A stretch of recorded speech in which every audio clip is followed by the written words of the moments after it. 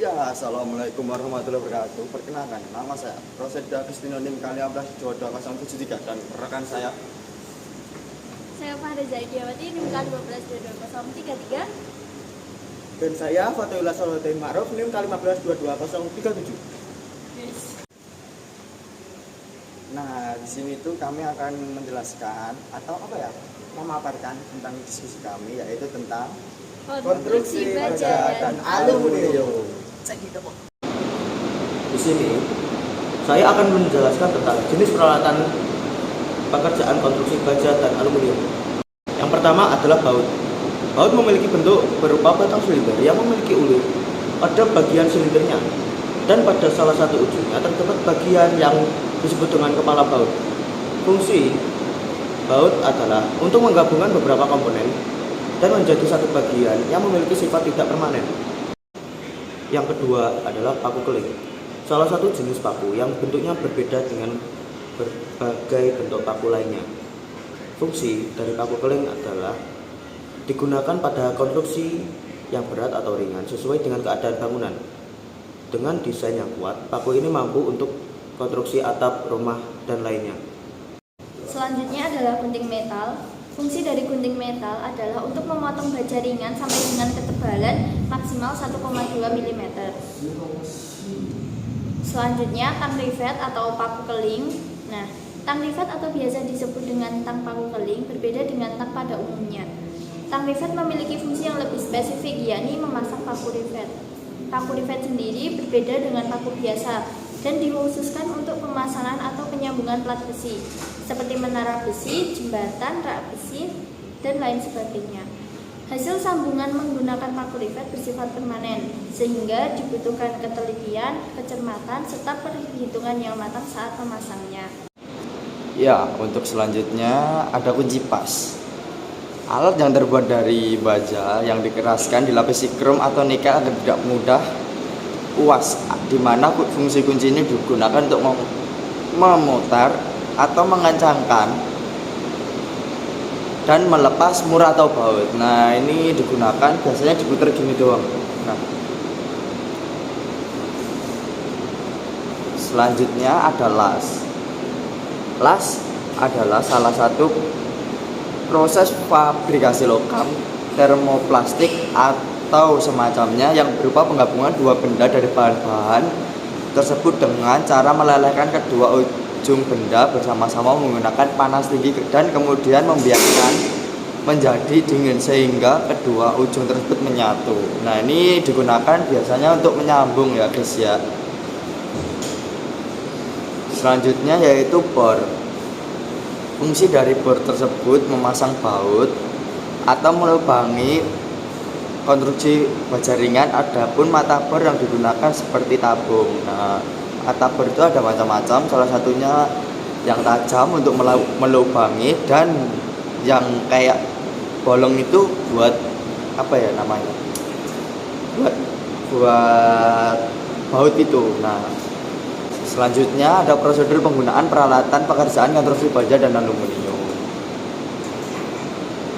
Yang pertama ada bor. 1. Pakai alat pelindung diri. 2. Hindari penggunaan aksesoris yang menggantung.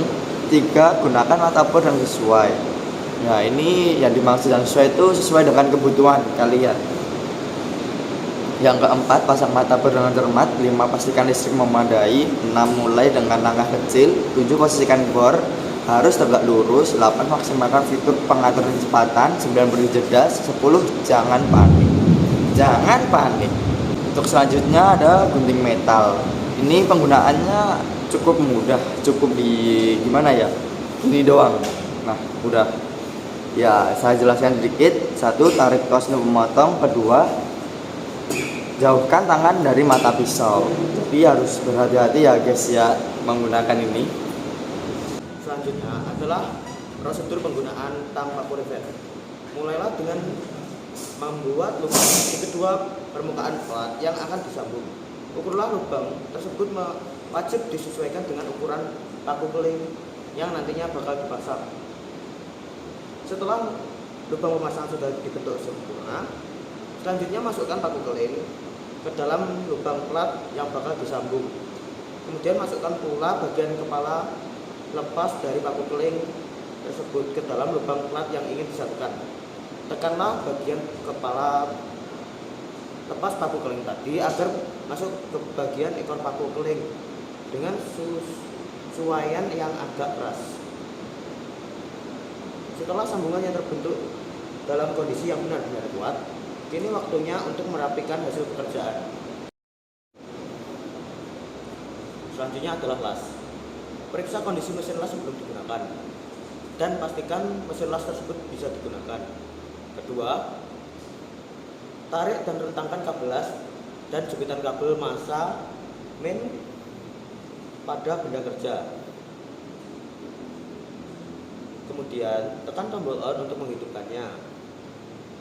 Keempat, sesuaikan arus listrik dengan benda kerja akan dilas, DC positif atau DC negatif. Selanjutnya, sesuaikan arus listrik mesin las dengan besarnya elektroda yang digunakan. Lakukan terlebih dahulu dengan pengetesan elektroda pada plat untuk menyesuaikan besarnya arus pada benda yang akan dilas. Ketujuh, pakailah PPE yang sesuai dengan pekerjaan ini. 8. Lakukan pengelasan dengan baik dan selamat. Setelah selesai pengelasan, tekan tombol off untuk mematikan mesin las. Selanjutnya adalah cara penggunaan baut. Pastikan ukuran baut telah benar. Kemudian masukkan drip pada lubang baut kolom baja. Kemudian sorong drip tersebut masukkan ke lubang baut balok. Keempat, masukkan baut satu persatu. Kelima, pastikan seluruh kepala baut pada posisi yang sama. Keenam, pasang mur pada masing-masing baut. Ketujuh, lakukan pengencangan baut mur dengan cara mulai dari baut yang tepi. Ke-8, seorang tukang menahan mur dengan kunci kombinasi. Ke-9, tukang yang lainnya mengencangkan kepala baut dengan kunci momen. Setelah terdengar suara klik kunci momen, segera hentikan pengencangan kepala baut tersebut. Selanjutnya adalah cara perawatan alat yang akan dipresentasikan oleh Pak Reza Ayu. Yang pertama, cara perawatan alat baut. Antisipasi karat. Bersihkan mur dan baut dengan cara merendamnya di minyak tanah atau bensin agar kotoran atau karat pada alur baut dan mur hilang. Setelah kering, gunakan pelumas oli untuk mencegah timbulnya karat. Bila mur dan baut sulit dibuka karena karat, bersihkan mur dan baut dari kotoran yang menggumpal dengan minyak tanah atau cairan penghilang karat sambil memukul perlahan-lahan kepala serta baut dengan kunci atau obeng. Cara seperti itu bisa membuat cairan meresap ke sela-sela alur sehingga mur dan baut mudah dibuka. Gunakan kunci ring, kunci pas atau obeng yang tepat untuk menghindari baut dan mur selip. Gunakan kunci momen agar mendapat tingkat pengencangan mur yang tepat. Hindari pengencangan yang terlalu keras untuk menghindari mur dan baut aus atau patah. Yang selanjutnya, perawatan alat dari paku keling. Yang pertama ada electroplating, yaitu bagian paku keling stainless steel yang dilapisi dicelupkan ke dalam larutan air yang mengandung senyawa logam yang diendapkan, dan logam yang dilapisi diendapkan pada bagian tersebut melalui larutan pelapisan dengan arus listrik. Seng electroplating umum, tembaga, nikel, kromium, tembaga dan paduan nikel, dan kadang-kadang hitam, fosfat, dan sebagainya juga memasukkan. Yang kedua, cara galvanisasi hot dip. Bagian baja karbon direndam dalam rendaman leleh seng dengan suhu sekitar 510 derajat Celcius. Hasilnya adalah paduan seng besi pada permukaan baja secara bertahap menjadi seng pasif pada permukaan produk. Lapisan aluminium hot dip adalah proses yang serupa. Selanjutnya, perawatan alat las. Ada 4. Yang pertama, selalu perhatikan sirkulasi udara pada kipas pendingin. Jauhkan dari air dan kelembapan, hindari debu yang menumpuk pada alat las, dan hindari benturan. Selanjutnya yaitu ada keselamatan kerja dalam penggunaan alat. Yang pertama yaitu ada pelindung kepala, ada kacamata, pelindung telinga, pelindung pernafasan atau masker, pelindung tangan atau sarung tangan, pakaian pelindung atau wearpack, Selanjutnya ada pelindung kaki atau sepatu safety. Sekian presentasi dari kami, kurang lebihnya mohon maaf. Wassalamualaikum warahmatullahi wabarakatuh.